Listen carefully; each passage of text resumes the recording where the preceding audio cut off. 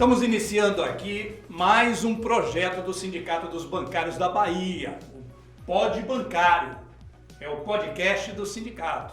Essa é uma iniciativa pioneira nesse formato e a ideia, naturalmente, é colocar o sindicato e a comunicação do sindicato na par e passo com o que tem de mais ativo nas redes sociais e tal. E o podcast, nesse momento, é um formato que tem se provado com grande eficiência de comunicação e o sindicato, naturalmente, vai enveredar por essa nova ferramenta, né? E nós estamos aqui iniciando esse primeiro podcast com o presidente do Sindicato dos Bancários da Bahia, Helder Pérez, aqui conosco, e o nosso companheiro Rogaciano Medeiros, também jornalista aqui da casa, que vai fazer também um preâmbulo aqui da importância, inclusive, desse podcast que está sendo gravado no dia de hoje. Esse podcast, presidente, primeiro agradecer a você, como presidente do sindicato, parabenizar, melhor dizendo, ao diretor de comunicação, Adelmo Andrade, pela iniciativa formidável de colocar um podcast dentro dos movimentos sociais. Eu acho que não estou dizendo que esse seja o primeiro e único, é claro que tem outros, mas o bancário tem referência na comunicação dos movimentos sociais. E dizer para abrir Helder Pérez, que é o presidente, a gente não dizendo o nome, Helder Pérez, ele é psicólogo, além de presidente do sindicato, dos bancários, ele é psicólogo e administrador de empresa. Ok, eu queria iniciar aqui parabenizando a equipe de jornalismo, que é uma referência reconhecida nacionalmente, uma comunicação sindical que é reconhecida e serve de modelo para diversas outras entidades sindicais. Inclusive, recentemente nós tivemos um evento internacional de comunicação aqui. Esse evento foi sediado no Sindicato dos Bancários da Bahia e pessoas, jornalistas, profissionais da área de comunicação de diversos lugares do mundo reconheceram o trabalho de excelência que é feito pelo Sindicato dos Bancários da Bahia. Portanto, em nome de Ney Sá e de Rogaciano Medeiros, e também do nosso diretor de imprensa, Adelmo Andrade, eu quero parabenizar toda a nossa equipe de comunicação do Sindicato dos Bancários da Bahia, que há 36 anos tem um jornal diário, e que isso nos coloca em contato permanente com a categoria que nós representamos. A gente não terceiriza a distribuição desse jornal diário. Essa distribuição é feita pelos dirigentes sindicais do Sindicato dos Bancários da Bahia e da Federação dos Bancários da Bahia e Sergipe também. Isso força com que a gente esteja acompanhando em tempo real a situação da categoria que a gente representa no dia a dia. Então, é muito emblemático, que a gente esteja iniciando mais esse trabalho, essa ferramenta que não deixa de ser uma ferramenta de luta e uma ferramenta que presta um serviço importante, que vai prestar também um serviço importante à sociedade, porque como característica nós, do Sindicato dos Bancários da Bahia, temos uma atuação que é uma atuação que visa um contexto mais geral, porque, por exemplo, nós entendemos que muitas coisas pelas quais a categoria passa hoje diz respeito a um contexto político, um contexto social, Então, nós não nos limitamos a fazer ações para o nosso próprio umbigo, A gente sempre faz uma ação visando um contexto mais amplo. E é bom destacar, Rogaciano e Ney, que esse 8 de janeiro, data na qual a gente está inaugurando esse podcast aqui, marca um período extremamente importante para o país, para a democracia do nosso país. Foi a primeira vez que nós tivemos pessoas que foram presas, que foram detidas, políticos, autoridades, militares, escalão, militares, generais, militares do alto escalão. Pela primeira vez na história. pessoas da sociedade civil também presas, né? Condenadas, né? Responsabilizadas de acordo com a lei, seguindo a Constituição, ou seja, o Estado Democrático de Direito sendo ativo, né? Atuando de maneira eficaz, né? Mostrando que a democracia brasileira não é qualquer democracia, tem um nível de maturidade capaz de fazer uma ação dessa envergadura. Perfeito. Então, uma pergunta que a gente até vale fazer, e que eu acho que você já respondeu uma parte, é sobre qual a sua expectativa para 2026 e como você avalia que de 2025, o ano que passou. Eu acho que isso aí já marca uma grande conquista para o ano passado. Eu acho que eu só queria fazer, antes da gente dar continuidade, você colocou a questão do jornal diário, essas questões todas da ação do sindicato, muito bem colocado. Eu acho importante a gente ressaltar também que essa ferramenta do podcast que a gente está iniciando, ela vai atuar não apenas nessa questão da discussão política, econômica, mas também na questão cultural, na questão de saúde. Esse é um podcast que tem como propósito abrir o leque das discussões. E bem além das questões corporativas. Exatamente, trazer para essa mesa aqui pessoas que tenham atuações na sociedade dos mais variados naipes, né? Perfeito. Essa é uma característica, né, dos sindicatos bancários da Bahia. Com certeza. Né, que envolve aí, busca trazer à tona vários temas, né? Seja na arte, na cultura, na política, enfim. 2025, vamos lá. 2025 foi um ano de grandes desafios, né? Aliás, a política mundial, nacional, ela tem tido uma dinâmica assim, muito interessante, muito acelerada. A gente acorda dentro de um contexto, a gente dorme dentro de um contexto, acorda em outro contexto, né? Então, no decorrer do dia as coisas também vão acontecendo, vários eventos, enfim. Mas a gente teve uma dinâmica, né, 2025 muito desafiadora também, em vários aspectos. Se a gente for pegar, por exemplo, dentro do contexto bancário, nós tivemos desafios muito importantes e que ainda temos, né? Nós estamos nos deparando, por exemplo, com o fechamento de agências, o que vem impactando de forma assim, bem significativa, bem contundente a população. Nós temos recentemente aí, vários registros de vídeos e de fotos de como estão as agências hoje em dia, com o fechamento de várias unidades, estão superlotadas, os funcionários estão adoecendo de uma maneira muito rápida e muito forte, né? E eu na condição de psicólogo também observo isso com muita preocupação, porque o índice de adoecimento psíquico na categoria também tem aumentado de maneira significativa. Em decorrência, nesse caso, você está chamando atenção para esse adoecimento em decorrência da ameaça de demissão, de fechamento de agência. São vários aspectos, sim, né? É porque nós temos também a questão vários do assédio, aspectos. A questão das metas, né? Uma série de outras. Isso. Aí eu queria só esclarecer um pouco esse adoecimento que você está pontuando aqui agora. Esse adoecimento, é bom a gente lembrar que há algum tempo atrás nós tínhamos os adoecimentos físicos, né, de Ler, Dort, etc., que eram ocasionados pela atividade física. Hoje em dia nós temos um aumento assim, significativo de adoecimento psíquico, de ordem emocional, de ordem cognitiva, enfim.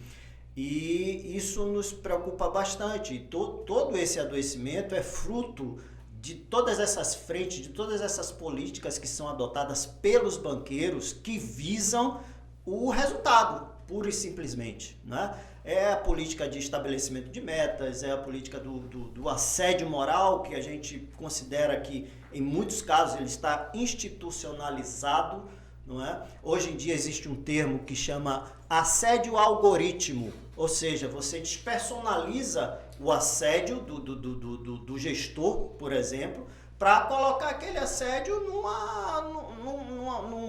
numa numa plataforma, né, num sistema, num programa, e aquele programa vai lhe monitorar e vai exigir de você que tenha os resultados que aquele próprio programa exige que você tenha. Você está falando que existe uma terceirização do assédio moral. Você a mecanização que terceiriza o assédio.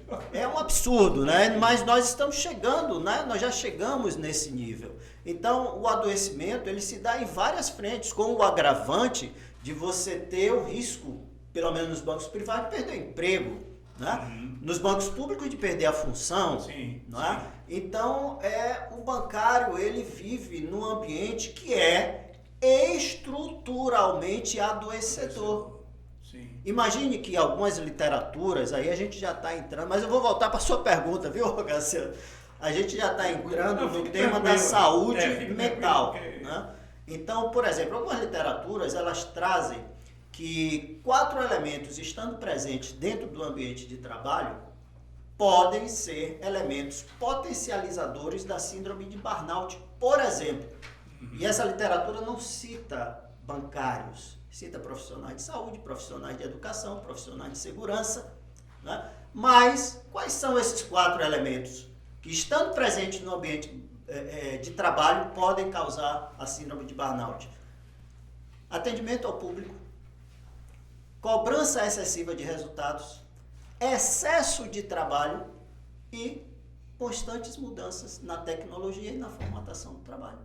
Ou seja, são todos os elementos que parece que foram tirados de dentro de uma agência bancária. Do ambiente bancário. Não é? Então, estruturalmente, o trabalho bancário pode sim ser considerado um trabalho adoecedor. E são esses elementos que nós precisamos trabalhar para combater, esses elementos estruturantes que nós estamos aqui, que precisam ser combatidos, como o assédio moral, política de metas, né? As retaliações, o risco de perda de emprego. Então, esses elementos não precisam ser combatidos. Só lhe interrompendo rapidamente. Então, você diria que a questão do fechamento das agências, das demissões, são elementos que, além de todo o prejuízo social que eles trazem um prejuízo na saúde do trabalhador de forma direta. Sem a menor sombra de dúvidas, né? Você está corretíssimo. É isso. Então, nós temos todos esses agravantes, nós enfrentamos esses desafios em 2025, nós conseguimos reverter agências que estavam programadas para serem fechadas em 4 municípios no estado da Bahia, né? Juntamente com o poder local, né? Por via jurídica, nós, através da nossa intervenção, da nossa colaboração, do nosso know-how e da nossa capacidade de diálogo e de mobilização, nós conseguimos reverter em 4 municípios aqui na Bahia agências que tinham datas programadas para serem fechadas. Em alguns deles, inclusive, a única agência da cidade. A única agência da cidade, porque, imagine, é um absurdo. O banco, ele existe não só para vender produtos, o banco existe para prestar um serviço à sociedade. Sim. E a existência de um banco, ela se dá por uma concessão pública. Portanto, ela tem essa responsabilidade com a população também. Então, se tem um banco privado, né, em um município, e aquele banco privado é a única agência bancária daquele município, ela tem que permanecer. E aí, a nossa ideia de regulamentação do sistema financeiro também passa por isso. Pela permanência do serviço bancário, da agência bancária, naquele município que só tem uma agência, por exemplo. Não pode. Já que ele tocou nessa coisa da regulamentação, acho que a gente já pode Presidente, como se tratar de uma concessão? Até que ponto o movimento dos trabalhadores bancários tem feito entendimentos com o Ministério Público Federal para que tome uma atitude? Ele tem a obrigação de oferecer esse serviço, até porque ele lucra com a aplicação, com o dinheiro do correntista, do cliente, de um modo geral. E teve o presidente do Bradesco, que é Marcelo Noronha, que nunca foi uma pessoa de posições progressistas, que tem dado umas declarações, inclusive defendeu a aplicação imediata da lei Magnitsky contra o ministro Alexandre de Moraes, deu uma declaração, uma entrevista ao Infomoney, ontem, se eu não me engano, dizendo que a política de fechamento de agência, de digitalização, que significa você empurrar pessoas do atendimento presencial para o virtual e que implica também, evidentemente, em demissões, vai continuar e se aprofundar. Né? Quer dizer, é um aviso, inclusive, para o movimento dos trabalhadores. Olha, isso aí não vai mudar. E isso, imagino que pode ser objeto de uma ação do Ministério Público Federal. Perfeito, Rogaciano. Infelizmente, essa é uma postura de alguém que está distante da realidade da grande massa do nosso país e que está absolutamente preocupada e devotada ao mercado, porque esse processo de reestruturação dos bancos, ele visa tão somente responder aos interesses do mercado, né? E deixando de lado completamente a responsabilidade com a população. Imagine você que existe uma população grande, rural, não é? Que muitas vezes não tem acesso à internet e não é obrigada a ter. Sim. Muitas vezes não tem um celular e não é obrigada a ter, não é? E às vezes tem um celular e tem um aplicativo no banco, mas que não tem um letramento na área dos aplicativos, na área de informática, que às vezes não sabe ler e que naquele aplicativo tem palavras em inglês. Né? Então, a gente vê uma desconexão, né, desses gestores, desses presidentes de bancos, etc., da real necessidade da população. Eu falei agora há pouco que nós temos registros, né, fotográficos, registros de imagens, de filmar, de vídeos, etc., da alta demanda existente dentro das agências. Quanto as agências, principalmente final e início do mês, como elas ficam lotadas, não é? Então, veja, pessoas que os bancos estão fechando agências onde só tem aquela agência naquele município. E aí, às vezes, você tem pessoas, idosos, você tem pessoas com dificuldade de locomoção, pessoas com vulnerabilidade financeira, que às vezes não têm o dinheiro para atravessar o mês e tem que gastar dinheiro para atravessar um município, né, de 100 e tantos quilômetros. E aí tem um impacto econômico também, que é o seguinte: se a pessoa vai, por exemplo, tirar um dinheiro em outro município, né, provavelmente parte ou todo aquele dinheiro é gasto naquele município onde tem uma agência bancária. E isso tem sido relato dos próprios moradores, dos próprios comerciantes dos municípios que a gente tem visitado, tem participado de audiências públicas, tem conversado com a população. Então há essa queixa dos comerciantes que têm apoiado, até onde eu sei, na sua integralidade, os movimentos que nós temos feito no interior, pela manutenção das agências nos municípios. Sem dúvida. Né, naqueles municípios. É importante dizer que, inclusive aqui na Bahia, uma boa parte, se não a totalidade dessas agências que o Bradesco começa a fechar, são agências herdadas do Baneb, não é isso? Sim. Porque era o banco, o Banco do Estado era o banco que atendia e capilarizava o atendimento bancário no Estado todo. A categoria bancária, e assim como a sociedade, a categoria bancária especificamente, tem a questão da campanha salarial, dos grandes desafios, e o outro, a eleição geral de 2026, deste ano, né? A eleição geral. Qual a posição do sindicato, qual é o pensamento seu como presidente de como enfrentar essas coisas, esses dois desafios? Rogaciano, primeiro que nós não desvinculamos uma coisa da outra. Nós entendemos que é importante nós tratarmos do contexto político dentro de uma campanha salarial também. Por exemplo, em governos anteriores, bem anteriores, os bancos públicos não tiveram aumento. Eles passaram, né, os funcionários dos bancos públicos passaram a ter aumento de salário, aumento real de salário, a partir de governos progressistas. No governo anterior a este atual, os bancários tiveram apenas a reposição da inflação, não tiveram ganho real. Teve uma época que tinha só abono com o Fernando Henrique. Exatamente. Só abono. Exatamente. Só Isso abono. foi exatamente o período em que os bancários não tiveram aumento, né? Foi o governo Fernando Henrique. Ganhavam abono Os no bancários final do do público, exatamente. Os bancos públicos passavam 8 anos, muitas vezes, sem nenhum aumento, sem nenhum... Perfeito. Até sem reajuste. Então, veja, a partir de 2024, né, que nós já temos o governo atual, nós conseguimos, depois de 2 anos sem aumento real, um acréscimo. Além da reposição da inflação, ganho real, 0,5% no ano, 0,6% no ano seguinte, além da inflação. Né? 24 e 25. Né?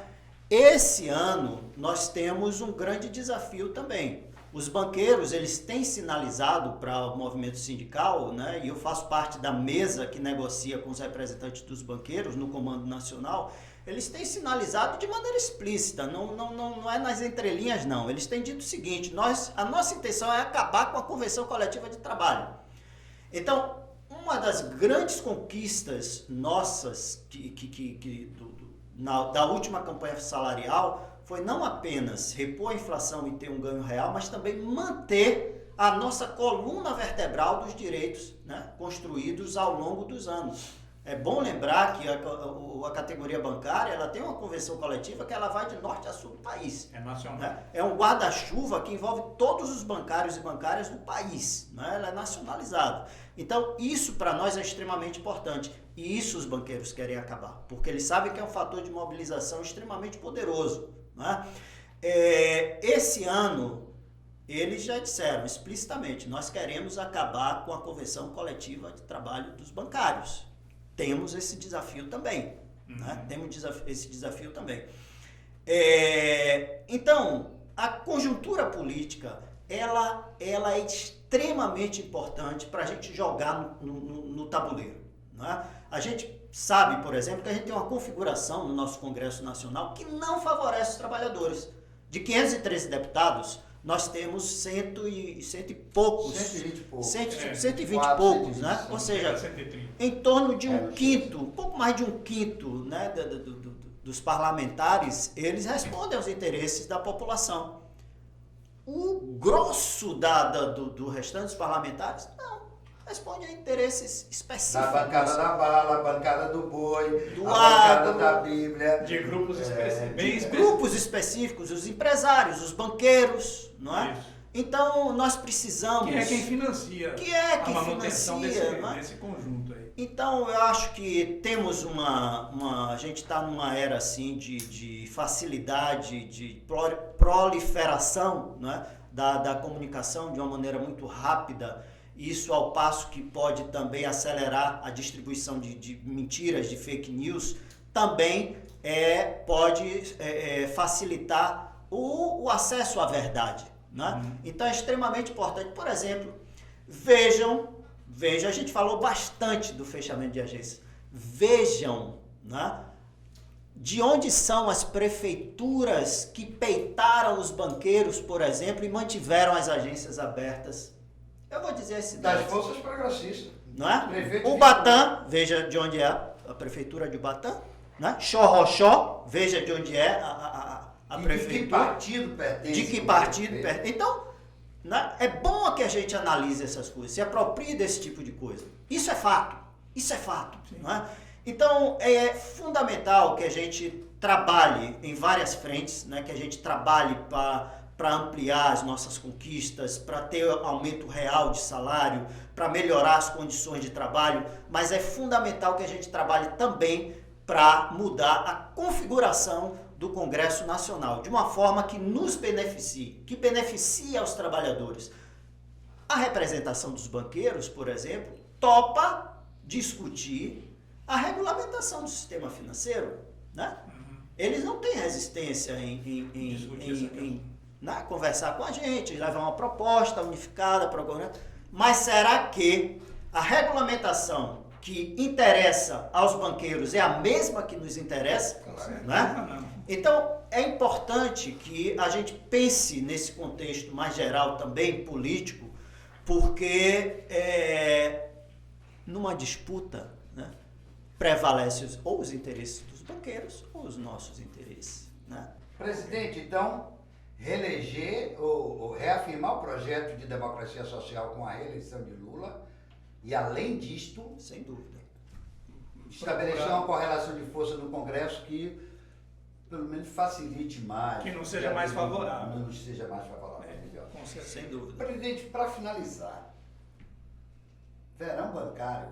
Verão bancário, explique aí para quem está nos vendo o que é verão bancário. Vamos sair da parte mais difícil, vamos entrar numa parte mais tranquila. Mais agradável Olha, o sindicato, né, dos bancários da Bahia não faz só luta, né? Faz luta e principalmente luta, mas também faz festa, faz entretenimento, Faz cultura. né? Faz cultura, Faz esporte. esporte. Então, o verão bancário está dentro desse aspecto, né, que o sindicato dos bancários trabalha e trabalha muito bem, né? Já é sucesso, o verão bancário já é tradição. Esse ano a gente tem atrações assim de peso, como teve nos anos anteriores também, né? Temos o Olodum, os autorais, né? Diversas atrações. Deu Liga, as Marias, né? Então, é uma festa, assim, é um encontro onde a gente pode sair um pouco daquela rotina do dia a dia, entender que a vida também é feita de festa, de alegria, de felicidade, né? E o verão bancário também marca o aniversário do Sindicato dos Bancários da Bahia, né? É no mês de fevereiro que o Sindicato dos Bancários da Bahia comemora o seu aniversário e comemora também dessa forma, né? Mas o sindicato tem forró, tem corrida, tem campeonatos, né? Então nós atuamos também nessas áreas. Então você vai estar lá no dia 24 de janeiro no Trapiche Barnabé? 24 de janeiro é um sábado no Trapiche Barnabé, esperando todos os bancários e todas as bancárias lá com a gente, no verão bancário. Muito obrigado. Pod Bancário é jornalismo de informação e opinião. Escreva nos comentários se você já conhecia esse podcast. Clique no like para que possamos chegar a mais pessoas e se inscreva no nosso canal do YouTube para fortalecer o Sindicato dos Bancários da Bahia.